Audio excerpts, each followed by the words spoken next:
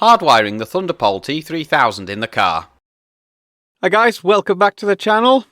So you join me in the car. That's slightly out of focus, but I should be able to fix that. Yeah, I think I fixed it. Don't know, but I'll move closer to it. There we go. So I'm in the car with the Thunderpole T-3000 at the moment.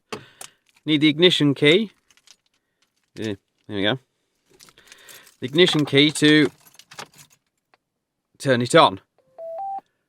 But also, which just turns everything on. So while I'm thinking on, I'll disable the APRS beacon on the FTM 400, otherwise that'll be firing and that's not good because it'll pull the battery voltage down. So, the idea is to hardwire this radio into the fuse box of the car. Now, I've already got a video up showing what I plan to do. This one is more showing me actually doing the job. So, I'll show you what I've brought down with me so far, because I might have to go back and get the multimeter yet. I don't know. So I'll show you what I've got on the passenger seat. Okay, so this is what I've got on the passenger seat. I've got some crimps, wire strippers, wire cutters, the crimping tool to put the crimps on. The plug for the CB is this one here, and this will need to be removed. So obviously the first thing I've got to do with that is unplug it and then remove it. Now I could probably use this plug for something else. It's a right angled plug. It does have a fuse in it, which I am going to check the value of just off camera, but because I'm holding the camera with one hand, is it possible for me to unscrew that with the other hand? Yes, it actually is, because I'll need to unscrew this anyway. Now, the smallest rating blade fuse I've got turns out to be 5 amps, which is not really ideal. Could stand to be lower than that. So let's just take the lid off that and have a look at this fuse.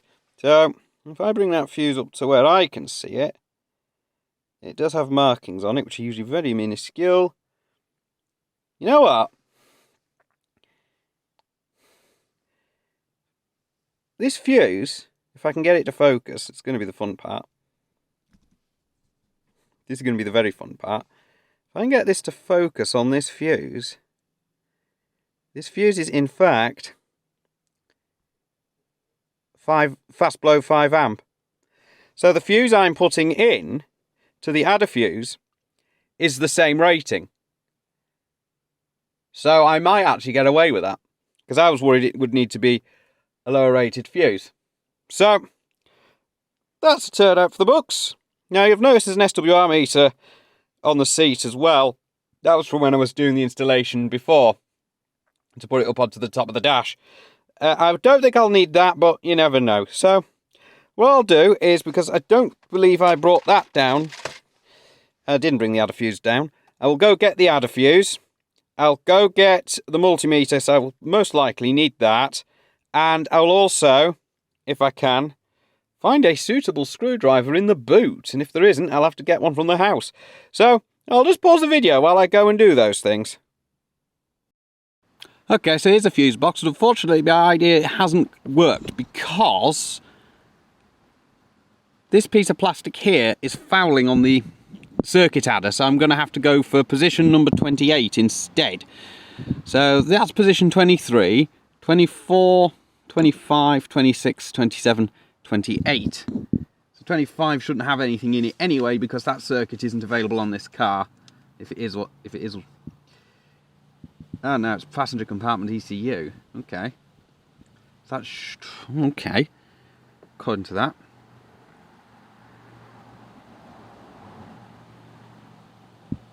So, am I counting these fuses right? I don't know. Well, if anything stops working, then I'll know. So 23 is the one with nothing in it. 24, then 25 is a blank space. 26, 27, and then 28 is that 15 amp fuse. It's not the blank space you think it is. Bit annoying, but that's just how this fuse box is laid out, I think. So we'll go where that 15 amp fuse is, and we'll see if we can put the adder fuse circuit in there. Hopefully it'll fit. Right, so next thing I need to do is take this plug off, because I've tried the other position. That does appear to have a constant 12 volt feed with the ignition off. So that's probably a good thing. So, but it's probably not such a good thing. So first thing, I need to take this plug off, and I have a screwdriver for that. And it's a screwdriver with a changeable end. So there's a screw in the top of the plug. I'm going to try and bring that into shot. It's not in focus, but... So hopefully the screwdriver will fit it. Certainly does. There is a nut on the other side. I want to keep that. It's alright if I don't get this finished today, because there is other power leads in the house that I can use that fit this radio. One for the PNI and the one from the really baby Thunderpole. So I'm just trying to get the screw out off camera there. It's kind of, it's either captive or it just doesn't want to come off. Here we go. So if I open up this plug, that screw does actually appear to be captive. That makes a change. Find inside, there's these two soldered connections, and then the wire passes through the boot. I'm going to bring this into focus. You can actually see that properly. There we go. And I want to cut those off. Now, I did have my snips because I was sort of using them incorrectly to actually pull a fuse out, which is probably not the best thing to be doing with them. And I seem to have misplaced them, so that's not an issue because this has a wire cutter on it as well, which is just in between the jaws. So I'm going to cut them in half, like so. Try that again. It hasn't done a clean cut. No, it hasn't cut it cleanly. Oh, that's why I needed the snips. Right. Yeah, now it's got stuck. Well, you know, things go wrong, don't they? So I'm just going to lean over, see if I can see the snips. There go my keys. I can't actually see the snips to hand. That's a bit annoying. It's a bit annoying when you're in the middle of doing something and then you misplace one of the tools that you actually need. That is annoying. Okay. That means I'm going to have to go and check I didn't leave them outside the car, which is entirely possible. So I'm just going to get out the car and have a look.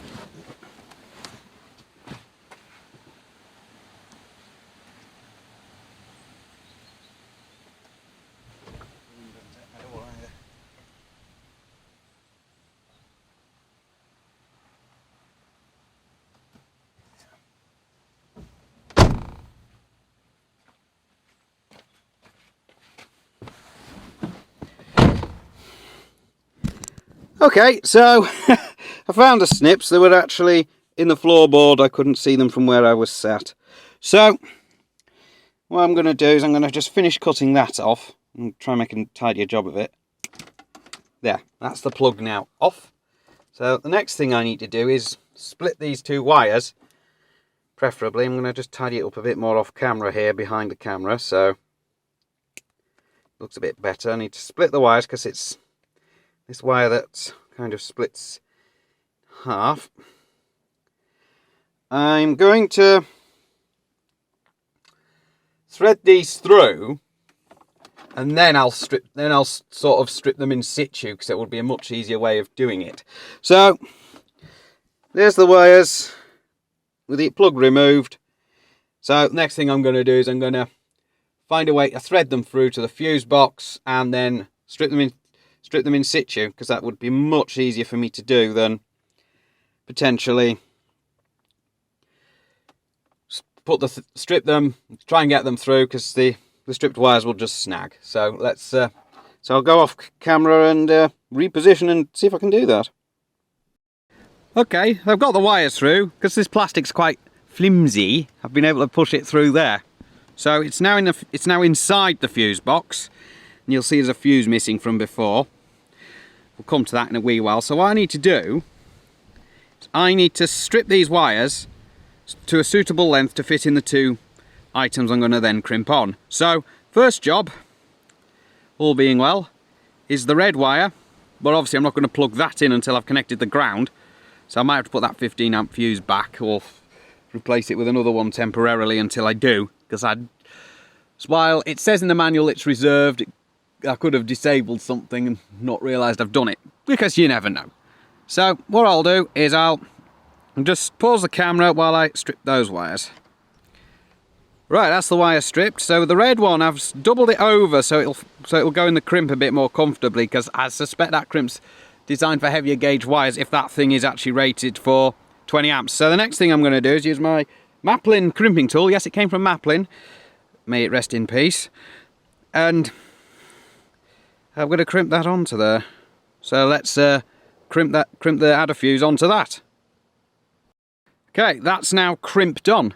So I always recommend using a proper crimping tool when crimping connections like this. Do not use the cheap nasty ones that come with the sets, because what happens there is that it doesn't do a good enough job, and then the crimped connection just simply pops out, and that's not ideal. But this is in, it shouldn't come out.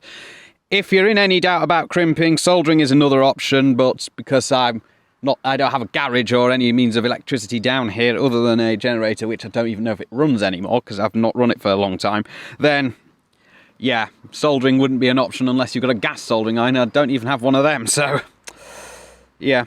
And I prefer a crimped connection anyway if I'm working on stuff like this, because that way I can pass all the wires through and then just crimp it all up.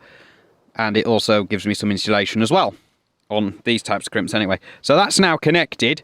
So the next thing I need to do is I need to put some kind of ring terminal onto the black wire.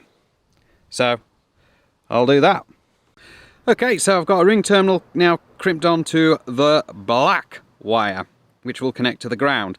Now, I did an electrical test by tapping the ring terminal onto the grounded metal of the car, and with the adder fuse plugged into the position, it actually is working fine, so that's no problem. I tried it initially without tapping the ring onto the thing with the antenna connected. It was finding a ground through the antenna, so that's not ideal. So that's now rectified, so I can do these tests by virtue of disconnecting the antenna. So now I've got to do is connect all this up. So we'll start with the negative first, I think. Okay, this took a lot longer than planned. I couldn't use the original grounding point because it was just far too awkward to get to. So instead, the black wire is going to a screw just in here. Not ideal at the moment. I can tidy that up later. The red wire is inside the fuse box there. So that's fine. That's now all connected up, ready to go. The CV is actually now switched on. I'm not sure if you can see that. And that is with the keys not in the ignition. So I'm going to put the fuse box cover back on now, I think. Okay, the radio's not connected to the antenna at the moment. It's just connected to power, so I'm not going to transmit on it. I'm just going to see what happens when I start the car. That should just switch the radio off and back on again, because it'll divert all the current necessary to the starter motor. So let's see what happens there. Surprisingly enough, it didn't drop the radio out. The radio kept running with the starter motor, so that's a good start. So that's one test done.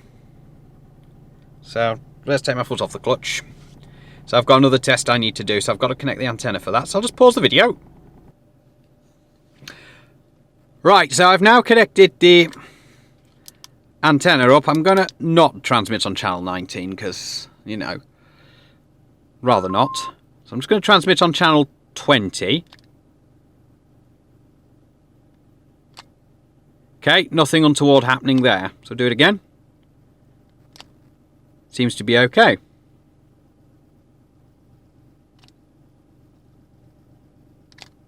Yep, so there's nothing happening. It's not having any bizarre effects on the car that I can see. No warnings have come up. That's something you also have to check. So I'm going to turn it off, and then that'll do an inrush probably. Yeah, that's fine. So that's now actually working. Currently if we go over to my FTM 400, the alternator's currently putting out 14.2 volts. So it is in range of that radio, so it's 1224 volts switching. So that again we're transmitting fine. It's not causing any unwanted effects. If you did see an engine warning light on my dash, that's been coming on and off for a while. And I've not got to the bottom of that, but it's something to do with the catalytic converter, apparently. But when it went in for its MOT, it passed, so I guess the light had got offered. The emissions were fine. So there you go. Cars, they can be an absolute bloody nightmare at times. But that's it. My Thunderpole T-3000 is now in my car, and it's installed in my car in such a way that when I shut the engine down and remove the key, it'll never switch off. Unless I switch it off at the front first. Is there actually anyone on the 19? No. Well, I'll need to check the background noise anyway, so I'll shut the car down.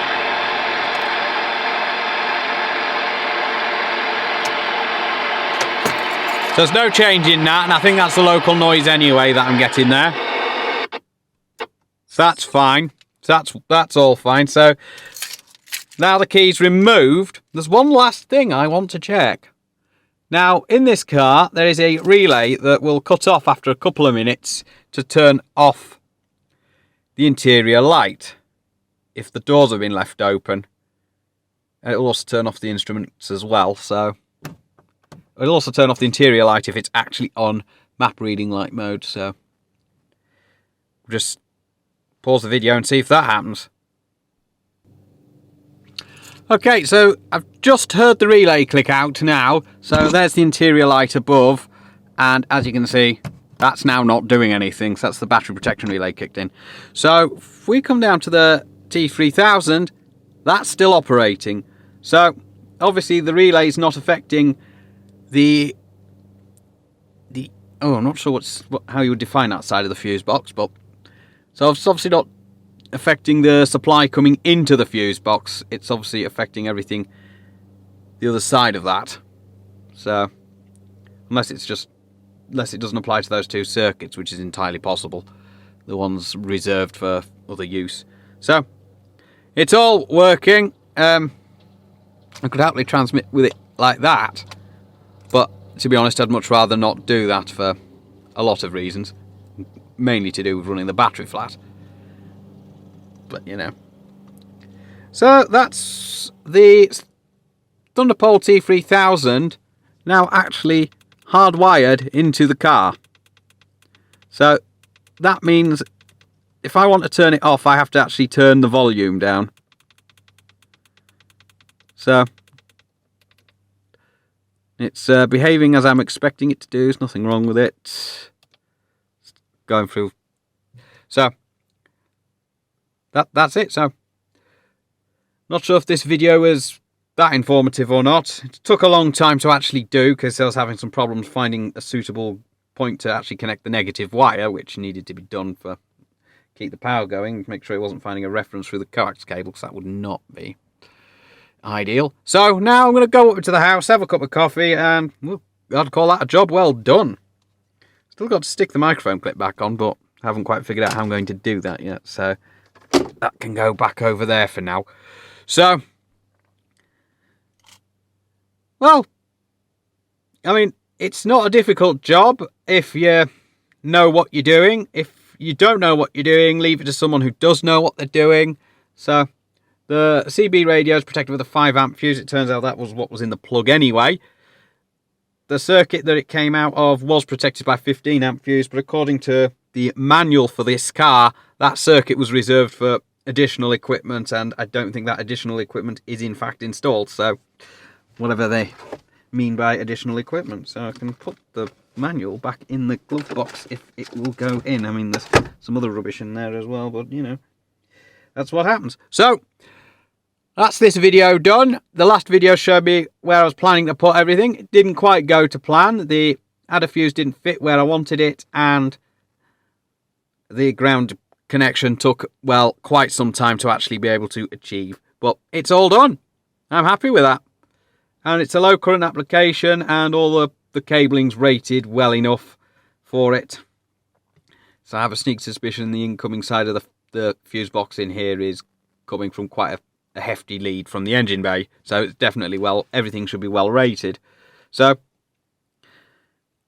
As long as nothing goes wrong with the car while I'm driving along and transmitting on CB, that shouldn't be really an issue. So, it's Paul, Mike 0, Whiskey November uniform, or 26 Charlie Tango 730 on 11 metres, PMR 446, or just the red squirrel on those, PMR 446 and CB if you like. So, been a bit of a struggle getting content out, because obviously, lots of things, work-related stress, COVID, all sorts. I mean, I got over the COVID, but I'm still suffering the after effects of that. So I've had to cut down on the work because that's what brought on the work-related stress, and work are causing me more stress. The less said about that, the better. So 7-3 for now, and I'll catch you in the next video.